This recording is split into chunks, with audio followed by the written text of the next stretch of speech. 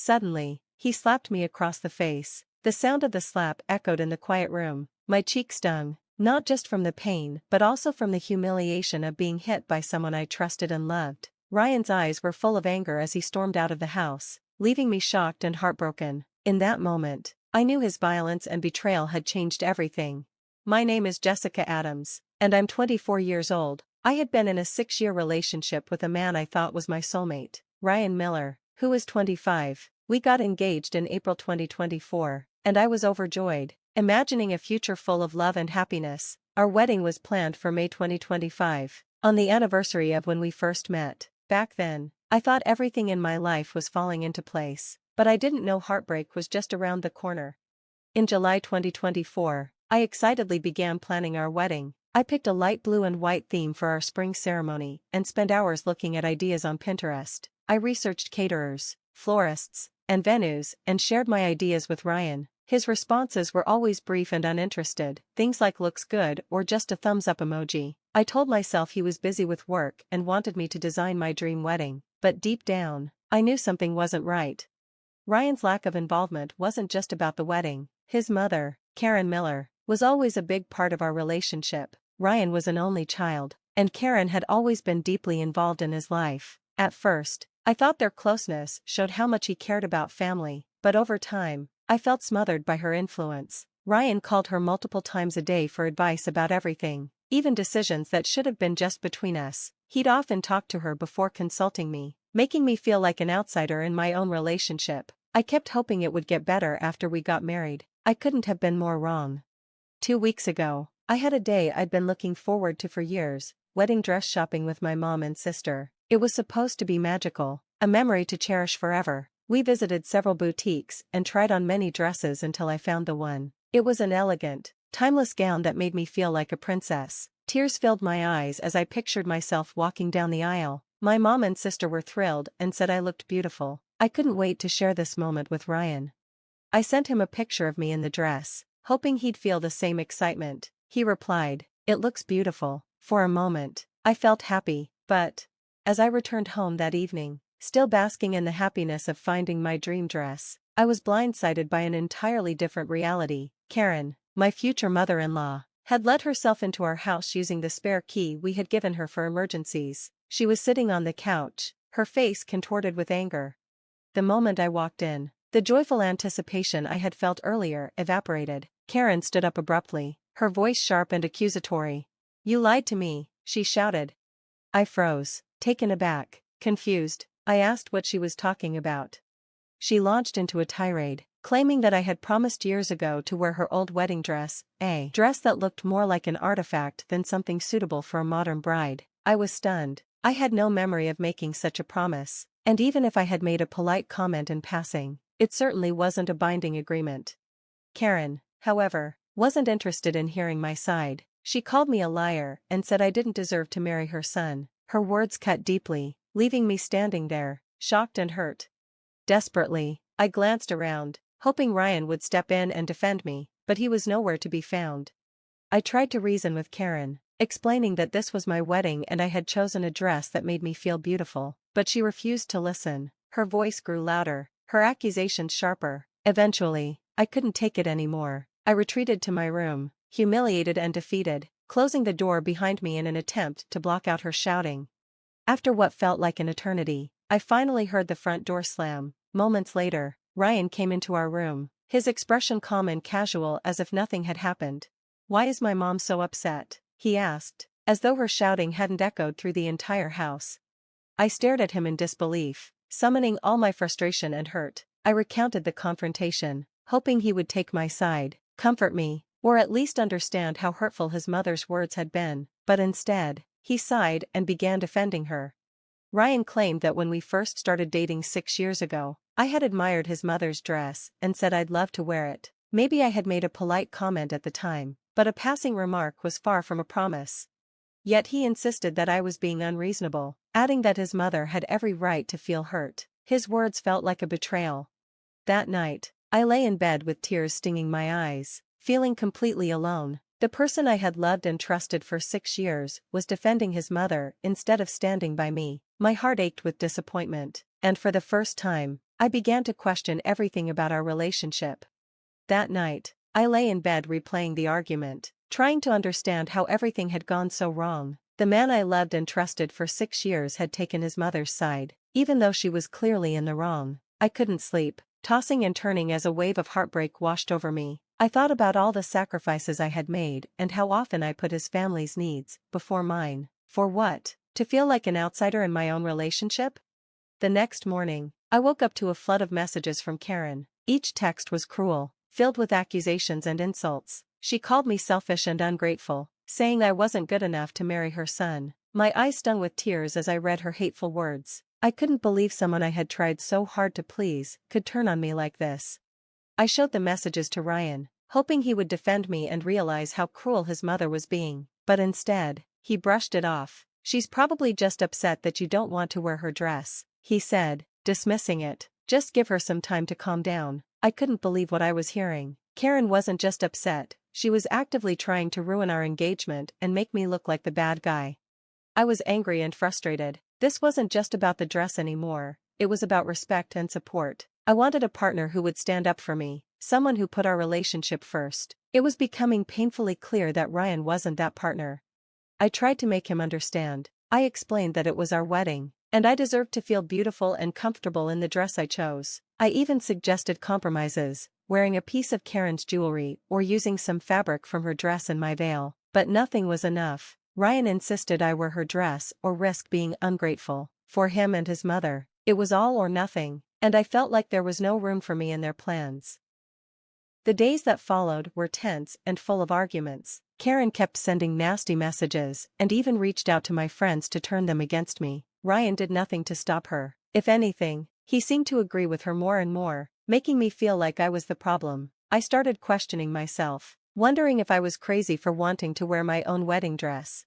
Then came the moment that broke everything. The tension between Ryan and me had reached its peak, and I knew we needed to have a serious conversation. I waited until he got home one evening, determined to make him understand how hurt and unsupported I felt.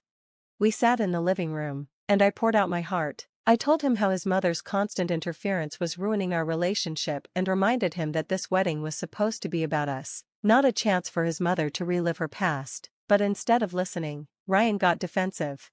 "You're overreacting," he snapped. "This is about family. The wedding isn't just for us, it's for them too." His words felt like a slap in the face. It was clear his loyalty to his mother ran far deeper than his commitment to me. I tried to stay calm, but the frustration inside me finally boiled over. I asked him, "Ryan, are you marrying me or your mother? Because it feels like you're more committed to her than to us." My question made him furious. His face twisted in anger, and he started shouting, accusing me of being selfish and making a big deal out of nothing. My heart broke again. I told him I was reconsidering our engagement and couldn't marry someone who wouldn't stand up for me. He dismissed my concerns, acting as if I was just throwing a tantrum. His indifference hurt deeply. I tried to walk away to end the argument, but things took a terrible turn. Ryan grabbed my arm, spun me around, and slapped me across the face. The slap was shocking, leaving my cheek burning and my heart shattered. I couldn't believe he had hit me. The man I thought I'd spend my life with had turned violent. Tears filled my eyes as I stood there, stunned, while he stormed out of the house, slamming the door behind him. Once again, he ran to his mother's side.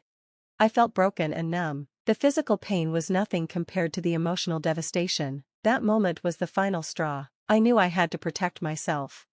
I called my sister, Lauren, who came over immediately. When she saw the red mark on my cheek, she was horrified. Her eyes burned with anger and concern as she hugged me tightly. "You're coming with me," she said firmly. Together, we packed a bag. I couldn't stay in that house any longer. My relationship with Ryan was over, and I needed to make sure he couldn't hurt me again. Leaving the house was both heartbreaking and freeing. The next morning, with Lauren by my side, I went to the police station and filed for a restraining order against Ryan. I provided photos of the mark on my cheek and messages from Karen that showed the toxic behavior I had endured. It was empowering but heartbreaking. Taking these steps against someone I once loved felt surreal, but I knew it was the right thing to do. After filing the paperwork, I began the painful process of canceling the wedding. I called the venue and explained the situation. To my surprise, they were understanding and let me transfer the deposit to another event. I decided to use it for an early birthday party, a celebration of my freedom and strength. Not everything went smoothly. The caterer refused to refund my deposit, and I lost some money, but at that point, I was just relieved to be free from the wedding drama. The engagement ring, which once symbolized hope, now felt like a heavy burden. Ryan refused to take it back, saying it was a gift. I didn't want to keep it, so I sold it and donated the money to a domestic violence shelter. It was a small way to turn something painful into something meaningful, giving me a sense of closure. Even with the restraining order, Karen wasn't done. She started spreading lies about me on social media, trying to ruin my reputation. Karen did everything she could to spread lies about me. She called me a selfish, ungrateful bride who had broken her son's heart. She even contacted some of my family members, hoping they'd take her side, but my family and true friends saw through her manipulations and supported me. It was comforting to know I had people who believed in me and stood by my decision. Ryan, on the other hand, was a mess. He went back and forth between begging for forgiveness and blaming me for everything. One evening, he showed up unannounced at my new apartment, crying and pleading for me to take him back. Seeing him, once so familiar but now so unwelcome, made my skin crawl. I had to threaten to call the police before he finally left. That moment only strengthened my resolve. I was never going back. To move forward and find peace, I leaned heavily on my support system. My parents, furious when they learned the full story, helped me move the last of my belongings out of the apartment I had shared with Ryan. They even offered to cover any legal fees I might need, reminding me I wasn't alone. Some of my friends were incredibly supportive, but a few didn't understand why I hadn't just worn the dress to keep the peace. Those friendships became strained, but I realized it was for the best. This experience had shown me who my true friends were. As the weeks went by, I started to rebuild my life. The early birthday party I threw at what would have been my wedding venue turned into a beautiful celebration. I was surrounded by people who genuinely loved and supported me. That day was filled with laughter, dancing, and a sense of freedom I hadn't felt in years. It wasn't about the pain that had led up to it, it was about the healing and joy that followed. Lauren and I also made the most of what was supposed to be my honeymoon trip. We traveled to Paris, a city I'd always dreamed of visiting, and turned it into an unforgettable sister adventure. We explored the streets, enjoyed delicious French food, and shared deep conversations that brought me comfort. It wasn't the romantic escape I had once imagined, but it was exactly what I needed, a trip filled with love and resilience in a different but meaningful way. When I got back home, I focused on healing. I started going to therapy to unpack the emotional scars from my relationship with Ryan. It was tough to face the red flags I had ignored and the compromises I had made, but it was an important step in moving forward. Therapy was a crucial part of my healing process. Each session helped me understand myself better, rebuild my self-worth, and recognize the importance of setting boundaries. I learned to trust my instincts and vowed never to settle for anything less than respect and love. Over time, Ryan and Karen faded into the background of my life. The restraining order and mutual no-contact agreement brought a sense of peace. Ryan's desperate attempts to win me back stopped, and Karen's smear campaign lost momentum as people saw the truth. One surprising moment of closure came when Ryan's father reached out to apologize for everything. He admitted he understood my decision and wished me the best, a small but meaningful gesture. My family and true friends remained my foundation throughout this journey. My parents, furious about what I had endured, supported me unconditionally. Most of my friends rallied around me, showing their love in ways I'll never forget. Those who didn't understand my stand drifted away, but that was part of my healing too. I learned to surround myself with people who lifted me up.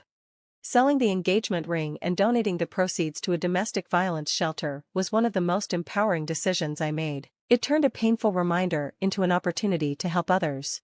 People often ask if I have regrets. The truth is, I don't. This experience, painful as it was, taught me invaluable lessons about self-respect, trust, and the kind of love I deserve. I'm not ready to date again yet, but when I am, I'll approach relationships with clarity and confidence. I won't ignore red flags or compromise my well-being.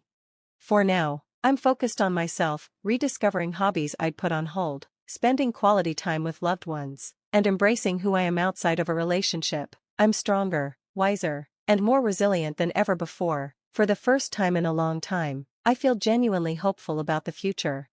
Thank you for joining me on this emotional journey. If this story resonated with you, please consider liking and subscribing to my channel. Your support means the world to me, and I'd love to hear your thoughts in the comments. What stood out to you, moved you, or left you thinking? Together, We can share stories that empower and inspire,